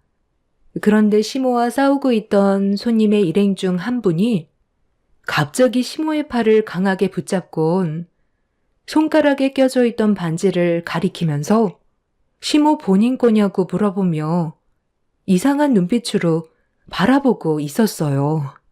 순간 시모는 화들짝 놀라면서 손을 숨겼고 시모의 손을 잡았던 손님은 손가락에 껴져 있는 옷반지가 본인께 맞냐고 다시 되묻는 말에 당연한 거 아니냐며 다들 나가라고 소리를 치더니 밖으로 밀쳐냈어요. 시모의 태도를 이상하게 생각한 손님은 그 자리에서 전화를 걸었고 잠시 뒤 눈앞에 엄청난 일들이 펼쳐지게 되었습니다. 손님이 전화를 끊자마자 멀리에서 누군가 급하게 혼비백산 뛰어오기 시작했고 그 모습을 보게 된 시모도 급하게 식당 안으로 들어가더니 손가락에 껴져 있던 반지를 빼서 가방 안에 숨겨놓고 있었습니다. 그리고 거친 숨을 내쉬면서 식당 안으로 들어온 한 사람은 손을 내밀면서 가져간 옷반지를 내놓으라고 동네가 떠나갈 정도로 목소리를 높였습니다. 시모는 무슨 말을 하는 건지 모르겠다면서 고개를 돌렸고 분위기는 점점 더 심각해지고 있었죠. 며칠 전에 시모와 식당에서 한바탕 난리를 쳤던 분이셨고, 그분이 알고 보니 상인 회장이셨는데, 시모가 손가락에 끼고 있던 옷반지를 잃어버렸다는 걸 알 수 있었습니다. 당장 그 옷반지 이리 안 내놔? 아니, 그쪽이 어떻게 그 반지를 가지고 있는 거지? 설마 그이가 너한테 그 반지를 준 거야? 바른 대로 말하지 못해? 아니, 도통 무슨 말을 하는 건지 모르겠네. 옷반지라니. 나는 처음 듣는 말인데, 그리고 그쪽 남편이 나랑 무슨 사이라고 옷반지를 줘. 괜한 사람 잡지 말고 다른 데 가서 알아봐. 나는 모르는 일이야. 예, 오늘 장사는 여기까지 해야 될 것 같으니까 그만 정리하거라. 아들, 너도 며느리 도와 주방 정리해라. 아니, 내가 똑똑히 봤다니까. 회장님이 잃어버렸다던 집안에 가보인 옷반지 왜 나한테 사진도 보여줬었잖아. 그 옷반지를 좀 전까지 이 아줌마가 끼고 있었다고. 내가 손까지 잡아서 확실하게 옷반지 끼고 있는 걸 봤는데 어디서 거짓말이야. 당장 원래 주인한테 돌려주지 못해? 공밥 먹고 싶지 않으면 당장 내놔. 그냥 말로 해선 안 되겠네. 내가 그이한테 전화해서 확실하게 물어봐야 되겠어. 만약 그쪽이 우리 집안 가보인 옷반지를 가지고 있다는 걸 지금 당장 나한테 솔직하게 얘기하고 돌려주지 않는다면 법대로 진행할 거지만 지금 돌려준다면 조용히 넘어가도록 할게. 당신한테 마지막 기회를 주는 거야. 아이고, 상인 회장이나 되시는 분이 벌써부터 치매가 오셨나? 나는 모르는 일이라고 분명 말을 했는데 아까부터 왜 생사람 찾고 있는지 모르겠네. 그래. 그런 식으로 나온다 이거지? 여보세요? 당신 당장 이쪽으로 와봐. 어디긴? 당신이 밥 먹듯 드나들던 전집이지. 10초 줄 테니까 당장 튀어와. 시모의 가방 안에 옷반지가 있다는 걸 알고 있는 저는 남편을 데리고 주방으로 들어간 뒤 남편이 없는 사이 벌어진 일들에 대해 전부 설명해 주었습니다. 남편은 가방 안에 옷반지가 있는 거 확실하냐며 재차 물어보길래 고개를 끄덕이면서 상황이 더 커지기 전에 해결하는 게 좋을 것 같다고 하자 남편도 제 말에 동의하는 듯 주방으로 나가서 카운터에 있는 가방 쪽으로 걸어가고 있는데 순간 식당 문이 열렸고 얼마 전에 시모와 바람 피우는 거 아니냐고 오해를 받았던 상인회장 남편분이 숨을 헐떡이면서 식당 안으로 들어왔어요. 그리고 저와 남편은 눈앞에 펼쳐진 또 다른 전개에 입을 다물지 못하고 있었습니다. 저기, 내가 저번에 줬던 옷반지. 그냥 돌려주는 게 좋겠어. 그러니까 내가 걸리지 않게 집에서만 착용하라고 했잖아. 왜 식당에까지 나와서 끼고 있는 건데? 역시나 그런 거였어. 일이 이렇게 됐으니 이제 어쩔 수 없네. 당신이 저 전집 아줌마한테 우리 집 가보인 옷반지를 몰래 가져가 줬다는 것만도 상간 소송이 가능하다는 거 알지? 우리가 이 시장에서 서로 얼굴 보고 지낸 세월이 몇 년인데 몰랐다는 말은 절대 통하지 않는 거 알잖아. 나도 요즘 들어 당신이 나한테 이미 마음이 떠났다는 걸 알고 있었는데 이렇게까지 행동할 줄은 몰랐네. 내 물건에 손을 대서 저 여자에게 줬다는 건 다른 물건도 줬다는 거잖아. 집안의 가보에 손을 댈 정도면 또 다른 물건들도 주지 않았겠어? 너희 둘이 어디까지 간 거야? 도대체 진도를 얼마나 뺐길래 옥반지를 넘기는 거냐고? 아, 여보. 내가 미안해. 잠깐 정신이 좀 나갔었나 봐. 나 당신 아니면 빈 껍데기인 거 알지? 등따시게 살다 보니까 잠깐 한눈을 팔았지만 내 마음을 전부 준 건 아니라고. 이렇게 된 거 내가 솔직하게 전부 다 말할게. 당신이 가지고 있는 금품들 한두 개씩 가져다 줬었어. 그런데 이건 나만 그런 게 아니야. 우리 시장에서 일하는 남자들 중에 금옥씨를 안 갖춰간 남자가 없을 정도라니까. 다른 남자들도 이미 금옥씨한테 엄청나게 많은 금품을 바쳤다고. 어머머머머, 너희들이 나 좋다고 따라다닌 거잖아. 나는 그냥 가만히 있었을 뿐이라고. 왜 나한테 전부 다 뒤집어 씌우는 건데? 본인들이 좋아서 따라다닌 걸 왜 나한테 그래? 금옥씨 남편분 죽고 혼자 사는 게 외롭다면서 술 먹으러 오는 양반들한테 먼저 꼬리친 게 누군데 그래? 당신 나랑 며칠 전에 호텔도 갔다 왔잖아. 상인 회장의 남편분이 마지막으로 뱉은 한마디에 그 자리에 있던 모든 사람들은 난리가 났고, 충격적인 말을 듣게 된 상인 회장은 본인 남편의 뺨에 손을 올린 뒤 시모의 머리채를 잡아 사정없이 흔들었어요. 상인 회장은 옥반지를 내놓으라고 난리를 쳤고, 시모는 받은 걸 줄 수 없다면서 상인 회장의 머리채를 잡았습니다. 남편은 그만 좀 하라면서 시모의 가방 안에 옥반지가 들어있다며 시모의 가방을 뒤집었는데 그 안에서 금품들이 우수수 떨어졌고 그 안에 옥반지가 들어 있었습니다. 상인 회장은 바닥에 떨어진 금품들을 보고 그 자리에 주저앉았어요.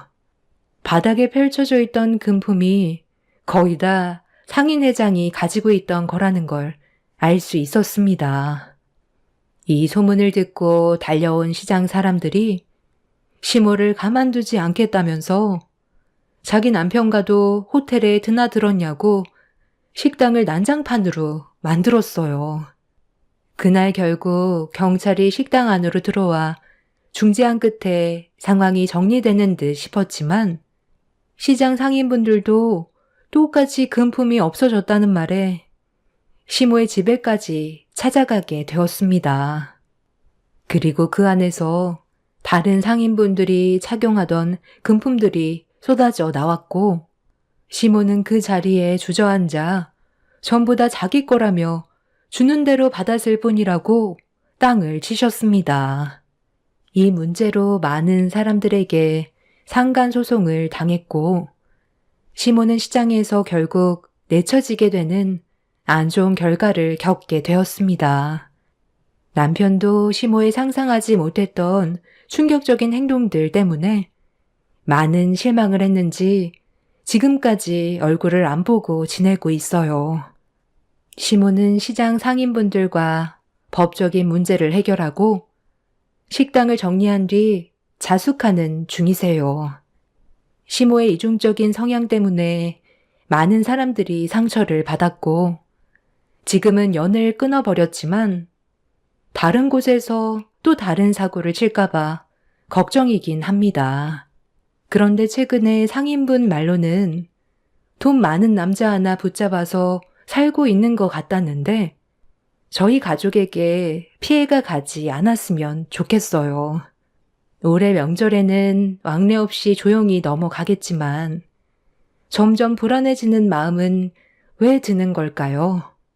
여자의 촉이라는 건 무섭다던데 너무 조용하니 그 또한 걱정이네요. 추석 명절이 다가오니 과거에 있었던 일들이 떠올라 사연을 신청하게 되었네요. 곧 다가올 추석 연휴에 가족분들과 즐거운 시간 보내시길 바랍니다. 감사합니다. 안녕하세요. 전 40대 여성이에요. 제 인생은 늘 불우했어요. 어렸을 때 부모님도 일찍 돌아가셨고 의지할 곳 하나 없었죠. 그런 저에게 한 줄기 빛이 돼준 건 제 남편입니다. 우연한 기회로 만난 남편은 저에게 울타리가 되어줬고 때로는 부모처럼 때로는 형제처럼 정말 의지가 되는 사람이었어요. 시댁에 반대가 있었지만 남편의 고집으로 결혼을 진행하였죠.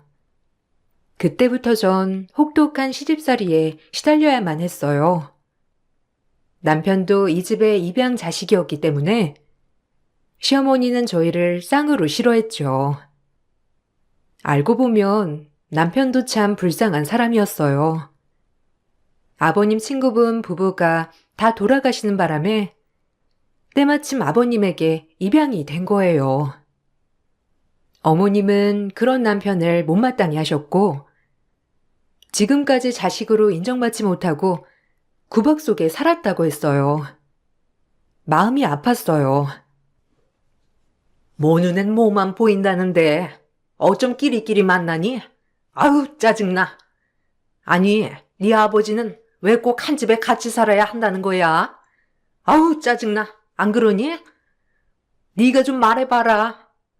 그네 너도 입이 있을 거 아니야? 내가 채보는 게 짜증나는 거 이상한 거 아니지? 뭐 어머님 기준엔 마음에 안 드실 수 있지만 그래도 동서 잘하잖아요. 어머님한테나 아버님한테나 그냥 그러려니 하세요. 아유, 위에 것은 지 잘난 맛에 또박또박 말댔고 아래 것은 어디 출신도 모르는 천출에 내가 환장한다. 어디 자랑할 며느리가 없어. 아주 내가 우리 딸 보는 맛에 이 세상 살아가는 거지. 어쩜 이리 다 마음에 드는 사람이 없는지. 아유. 어머님이 저 마음에 안 들어 하시는 것도 알지만 그래도 저도 최선을 다하고 있으니 좋게 봐주세요. 더 노력할 테니까요. 그리고 천출이니 뭐니 그런 말은 상대방이 들었을 때 가슴 아픈 말이니 조금 주의해 주셨으면 좋겠습니다. 저도 노력할게요. 시어머니는 결혼부터 반대를 했지만 결혼을 하고 보니 남편조차도 이 집에 내놓은 자식이더라고요. 그러다 보니 남편과 쌍으로 저는 눈칫밥을 먹는 생활이었죠. 그나마 학력이 좋았던 형님은 결혼할 땐 올패스를 했지만 결혼을 하고 나서 너무 잘났다는 이유로 시어머니에게 구박을 받던 상황이었고요. 그런 형님은 저에게 방패막이가 되어주는 날이 많았어요. 저보다 먼저 결혼을 한 형님은 이 집 식구들의 속을 뭐든지 꿰뚫고 계셨기 때문에 언제나 저에게 조언도 해주시고 좋은 분이었어요. 그냥 그러려니 해. 돈만 많지 머리에 든 건 없어서 좀 무식해. 말도 막하고 마음에 하나하나 담아두면 살기 힘들다. 감사해요. 그나마 형님이 그렇게 옆에서 얘기해 주시는 게 얼마나 힘이 되는지 몰라요. 선우 씨는 매일 일 나가니까 집안일을 잘 모르기도 하고요. 그래도 항상 옆에 있어 주셔서 감사해요. 형님 진짜 형님 없었으면 눈앞이 깜깜해요. 어머님은 그냥 늙었으니 그러려니 하지. 시누이도 독종이야. 아직은 잘 모르겠지만 하는 짓 보면 똑같다니까. 난 거의 두 손 두 발 들었어. 그러니까 동서도 마음 단단히 먹어.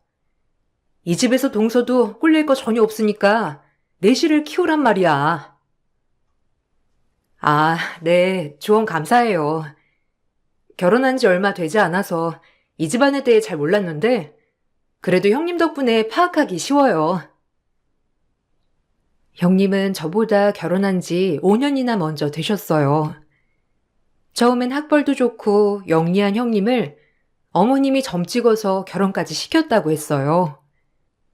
집안 환경이 좋지 않았던 형님이기에 그냥 똑똑한 거 믿고 결혼을 시켰다고 했죠. 그러다 보니 어머님이 겪어보고 나니 너무 똑똑한 형님을 어머님은 점점 못마땅해 하셨다고 해요. 일도 다 그만두게 하고 집에서 살림만 하게 하신 거죠.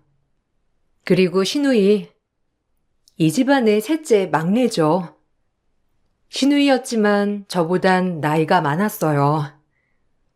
어머님과 마찬가지로 저에게 독한 말을 내뱉기 일쑤였어요. 오히려 때리는 시엄마보다 말리는 시누이가 밉다고. 그 정도로 시누이는 개념이 없었어요. 항상 뭐든지 위에 있어야 되는 인간이었거든요. 야, 너 내가 아침에 된장국 끓이지 말라고 했잖아. 옷에 냄새 밴다고. 아우, 짜증나. 진짜 말을 몇 번이나 해도 못 알아쳐먹네, 이게 진짜. 아니, 하라는 것만 하면 욕먹을 일이 없을 거 아니야. 왜 네 멋대로 자꾸 된장을 끓이냐고? 아우, 진짜 짜증나. 아이고, 우리 공주님. 아침부터 주름 생기게 짜증 고맙네요. 출근해야지. 내가 따끔하게 얘기할게. 그러니까 짜증 그만. 아, 얼마나 쥐잡듯이 잡아야 말을 알아 쳐듣는 거야? 진짜 화나 죽겠네. 일단 알겠어. 너 이따 저녁에 봐. 아버님이 된장국이 드시고 싶다 하셔서 끓인 거예요. 무턱대고 이렇게 아침부터 화를 내면 저도 기분이 안 좋죠, 아가씨.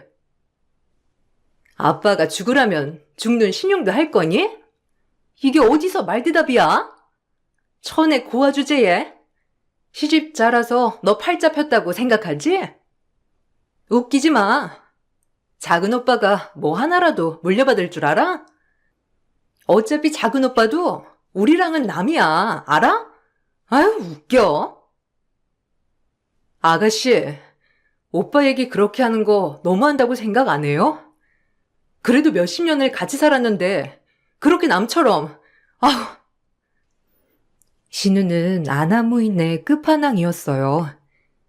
그런 신우를 보고 형님도 혀를 내두를 정도였지만 그래도 형님은 몇 년 먼저 경험해봤다고 나름 신우를 잘 다루기도 하더라고요.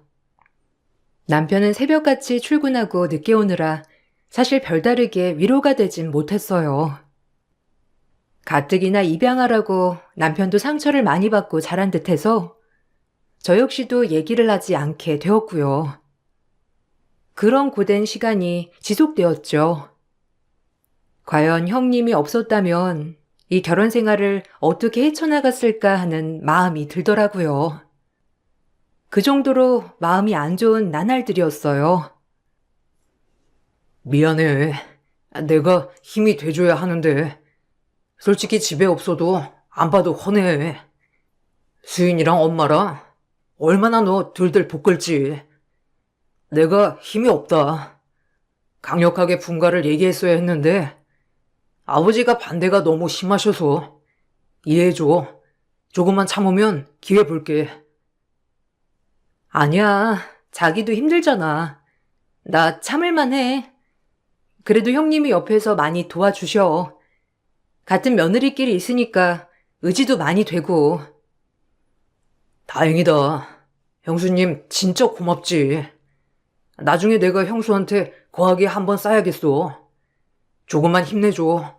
미안하다, 아정아.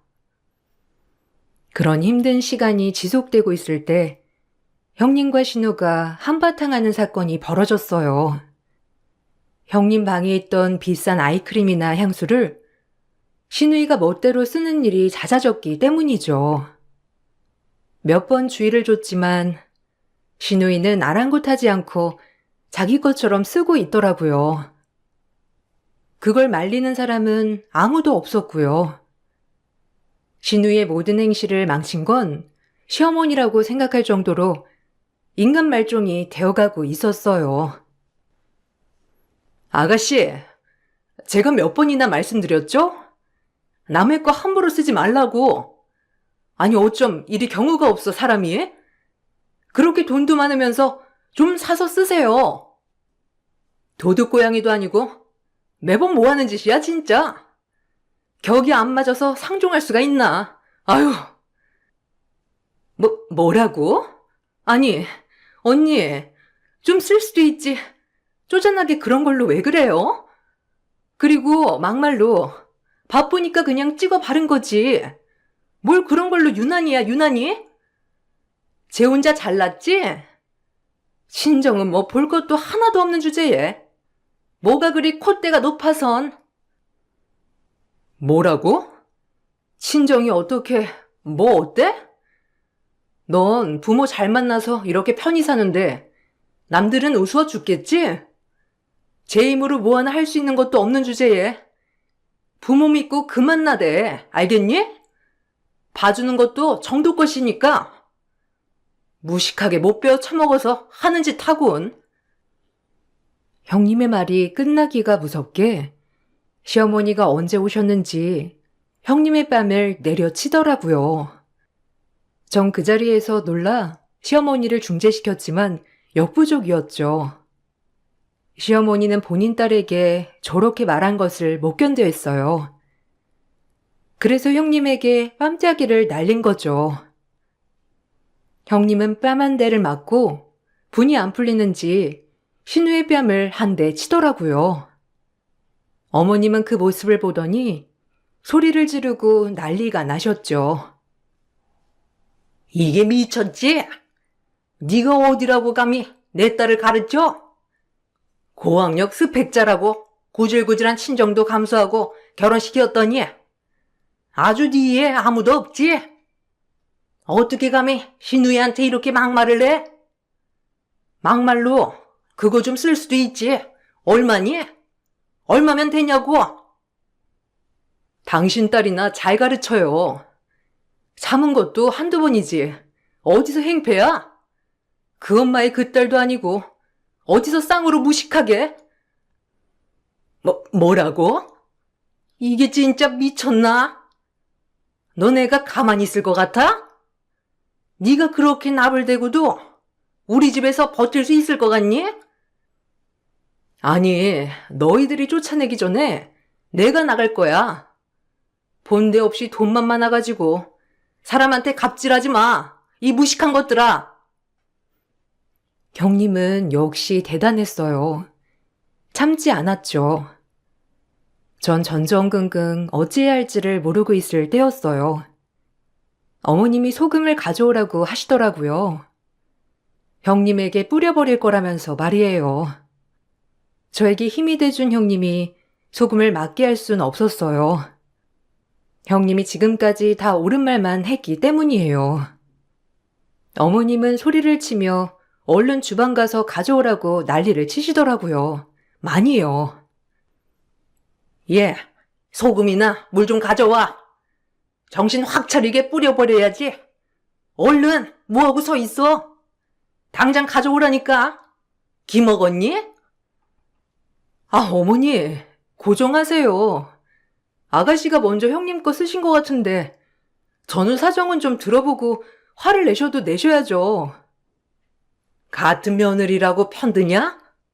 어디서 이런 것들이 며느리로 들어와선 하나같이 마음에 안 들어 아주. 아유, 내 팔자야. 아니요, 어머님.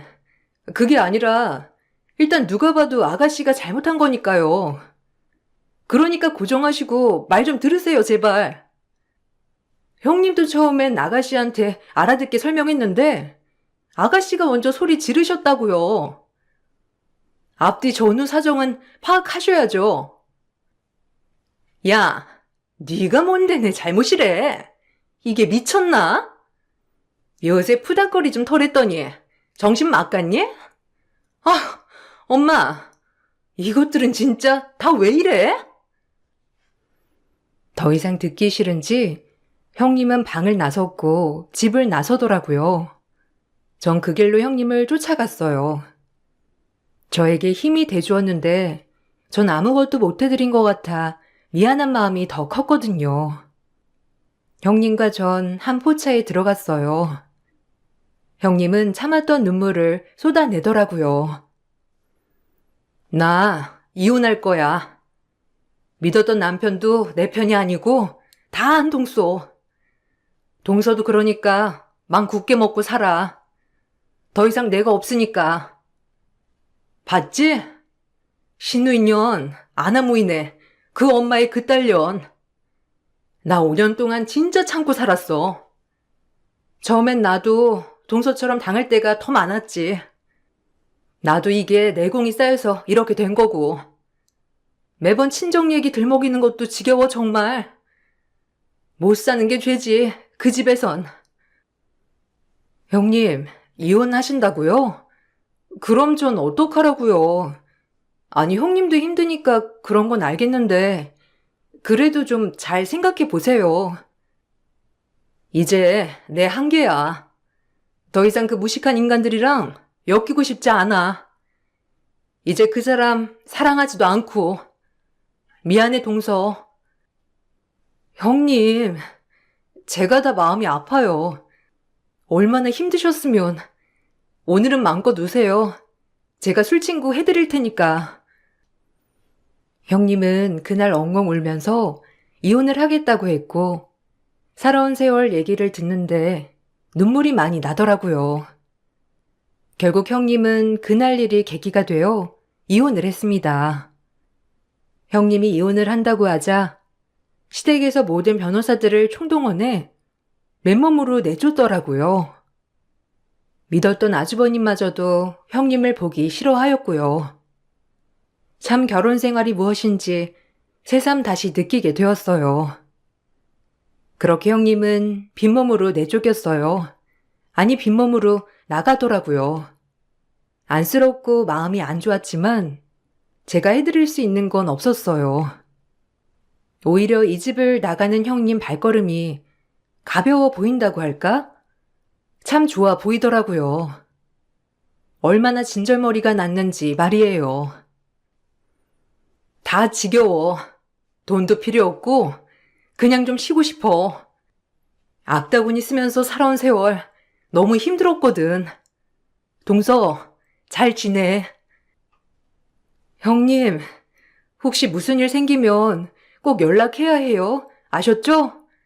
저희는 종종 봬요. 그러니까 힘내시고 항상 긍정의 힘 잃지 마세요. 동서도 잘 버텨내. 저 인간들 보통 인간들 아니니까. 내가 해줄 수 있는 말은 이것뿐이야. 알겠지? 힘내. 나 갈게. 그렇게 형님은 떠나갔어요. 전 그날 일도 너무 충격을 받아서 이 시댁에서 어떻게 살아남아야 할지 생각이 많아지더라고요. 지금 이렇게는 안 되겠다. 눈에는 눈, 이에는 이라고 생각하며 무조건 맞서 싸워주겠다는 마음을 먹었습니다. 그리고 남편에게도 선전포고를 하였습니다. 남편은 그런 저에게 응원의 힘을 북돋아주면서 용기를 주더라고요. 참 고마웠죠.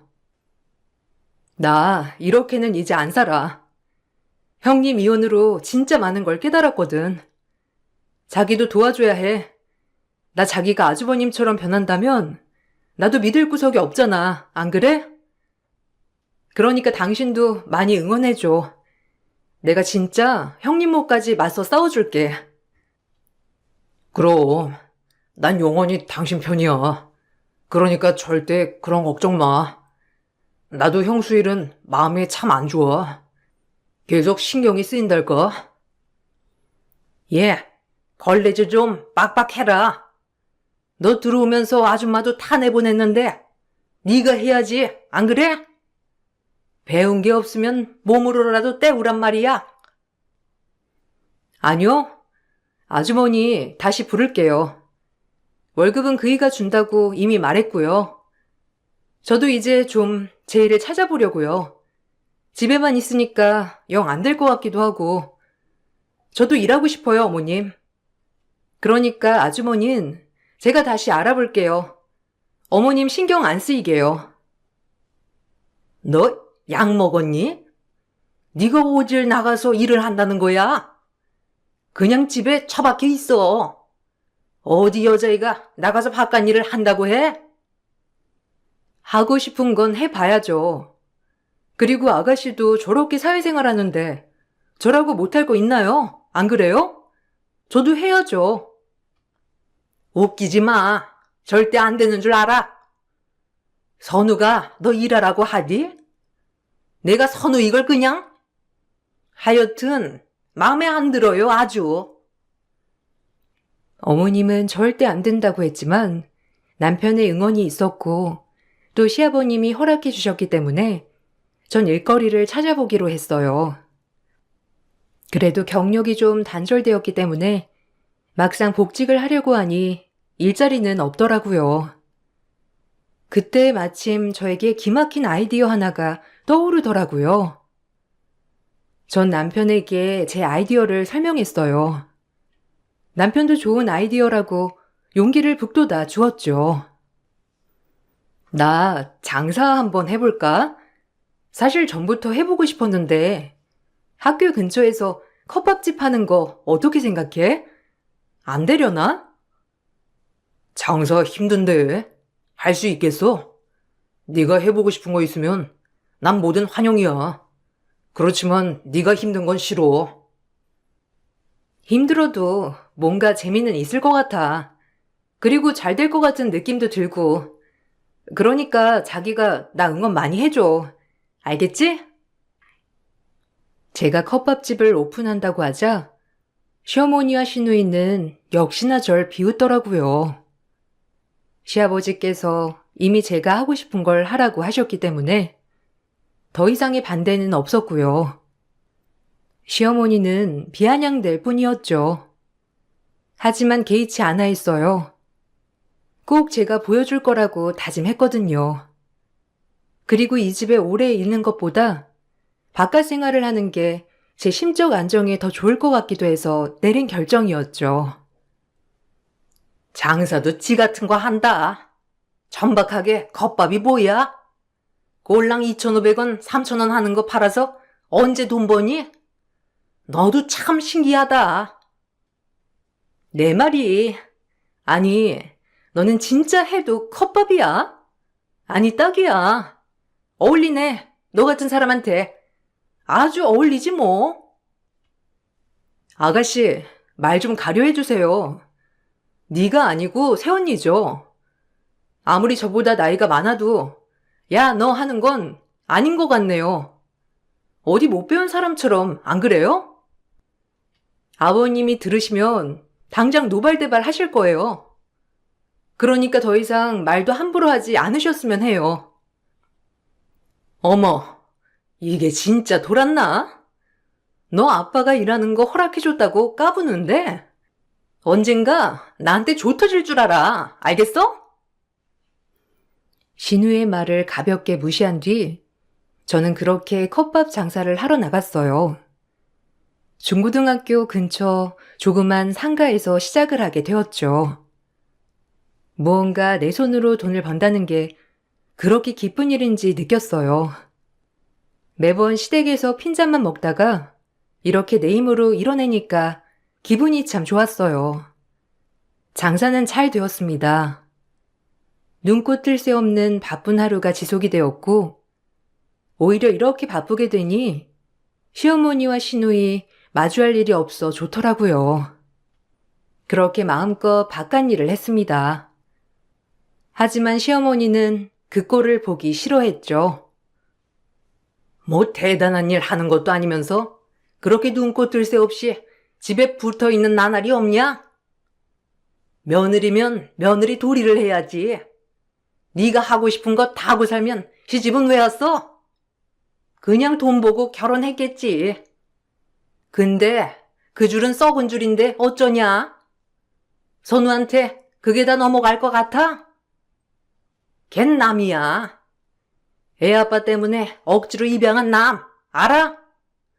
걔한텐 한 푼도 못 준다. 그러니까 컵밥 열심히 팔아봐. 뭐든지 돈으로만 계산하시네요, 어머님은. 참 그렇게 사시면 행복하세요? 고단하지 않으세요? 이 사람 인품 보고 결혼한 거고 애초에 입양된 자식인 것도 알았고요. 제가 무슨 돈 보고 시집 왔다고 그러세요? 막말로 어머님이 저한테 뭐 해준 거 없으시잖아요. 뭐야? 이제는 너한테 아무것도 안 해줬다고 대놓고 따지는 거야? 참나, 이제 본색을 아예 드러내는구나. 어머님과는 말이 통하지 않았어요. 그렇게 그냥 애써 무시하고 사는 게 답이라고 생각을 했어요. 그러던 어느 날, 한창 컵밥을 팔면서 바쁘게 장사하고 있을 때, 어디선가 낯익은 실루엣이 컵밥 하나를 주문하더라고요. 일단 컵밥을 드렸죠. 컵밥 서빙을 하려고 얼굴을 살짝 봤는데, 세상에나 형님이더라고요. 전 너무 놀라고 반가운 마음에 형님에게 아는 척을 했습니다. 어머, 형님! 아, 연락도 안 되고 너무 보고 싶었어요. 어쩜 연락도 안 받으시고 제가 얼마나 걱정했는 줄 알아요? 동선의 가게구나. 일단 밥 좀 빨리 줄 수 있을까? 내가 좀 바빠서. 우리 얘기는 다음번에 하자. 그러니까 얼른 줘. 형님은 조급해 보였어요. 얼른 컵밥을 드리는데 얼마나 배가 고팠는지 허겁지겁 드시더라고요. 그런 형님이 안쓰러웠죠.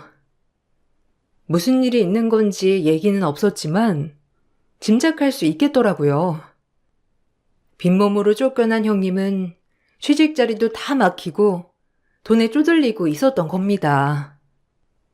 그런 형님이 얼마나 안쓰럽던지 한참을 바라보다 다른 사람들에게 정신없이 서빙할 때 형님은 돈도 내지 않고 사라지셨습니다.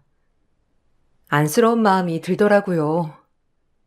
4,000원이 없어서 돈을 내지 않은 게 분명했거든요. 전 이 모습을 보고 형님에게 바로 400만 원을 싸드렸어요. 저에게 적은 돈은 아니었지만 그래도 조금이라도 도움이 되고 싶었거든요. 처음 시집 온 순간부터 나에게 큰 힘이 되는 형님에게 저도 조금이라도 도움이 되고 싶었거든요. 제가 400만 원을 송금하자 형님에게 전화가 왔어요. 아니, 동서, 이 돈 뭐야? 내가 무슨 염치로 이 돈을 받아? 미안해.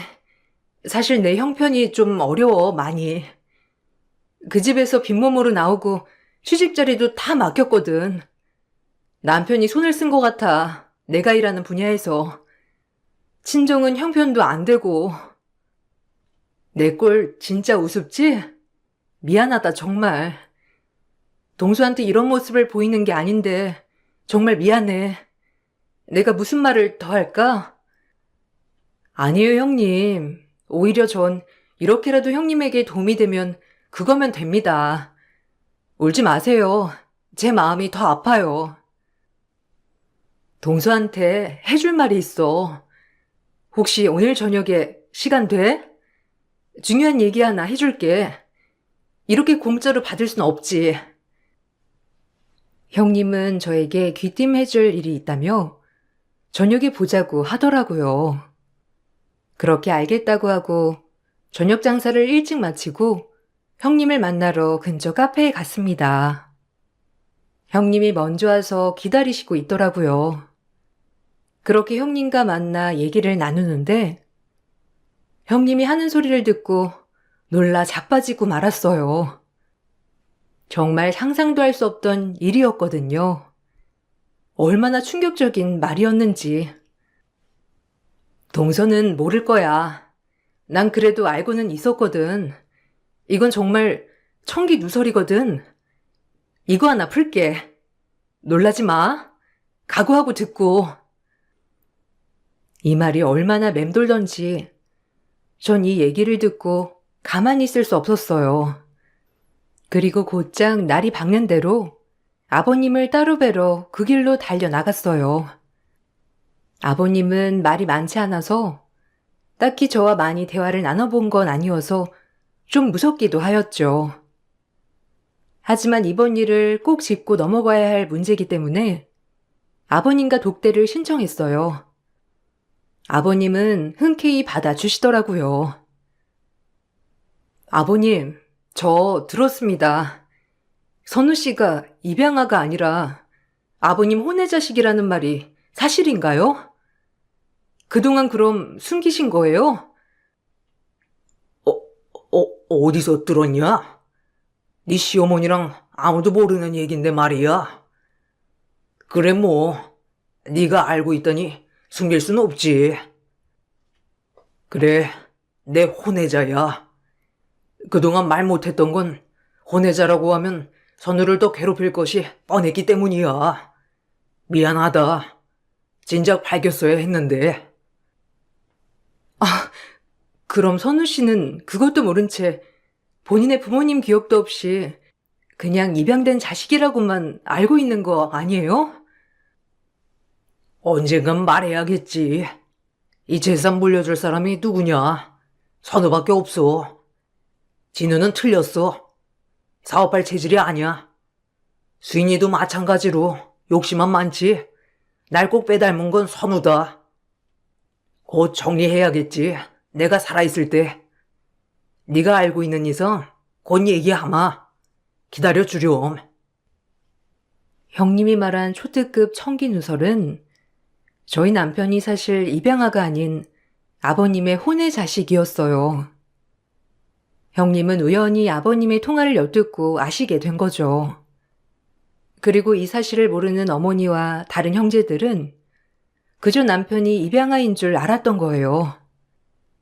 그래서 재산 한 푼 못 준다고 그렇게 날뛰었던 거고요. 아버님은 곧 가족에게 얘기를 한다고 했어요. 그리고 본인이 죽기 전 유산을 상속한다고 했습니다. 전 아버님을 믿고 기다리기로 했고요. 아버님도 항상 저의 남편이 안쓰럽다고 했어요. 평생을 안쓰러웠다, 선우. 결혼마저 본인이 하고 싶은 대로 시킨 거고. 네 시엄마 성격 나도 잘 알아. 어떻게 선우를 대했을지 이젠 그렇게 못하지. 나도 곧 말을 하려고 했던 참이다. 그동안 우리 선우 옆에서 힘이 되어줘서 고마워. 아니에요. 제가 한 것도 없는데요, 뭐. 그래도 아버님이 선우 씨 그렇게 생각해 주신다니 마음이 참 좋네요. 그렇게 아버님은 가족들에게 이 사실을 밝힌다고 말을 했죠. 그리고 며칠 지나지 않아 가족들을 소집하며 이 얘기를 천천히 꺼내기 시작했습니다. 전 알고 있던 얘기라 사실 놀라진 않았지만 어머니와 시누이 그리고 아주버님은 날뛰더라고요. 미리 변호사 통해서 유산을 좀 나누려고 해. 알다시피 이 집에서 제일 날 많이 닮은 선우에게 회사를 물려줄 거다. 그리고 진우한텐 건물, 수인이한텐 이 집, 당신한테도 남은 건물들을 상속하려고 해. 이미 변호사 통해 다 공증해놨어. 뭐라고요? 아니, 당신 제정신이에요? 어떻게 남한테 회사를 물려줘요? 정신이 나간 거지. 진우가 있는데 왜 선우한테? 선우도 내 아들이야. 당신한테 말 못해서 미안하지만 사실 선우 내 아들이야. 그러니까 나한테 똑같은 자식이지.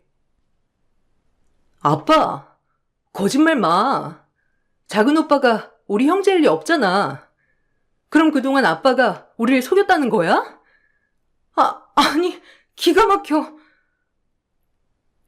아들이라니? 그럼 혼의 자식이라는 거야? 나 이대로 못 살아.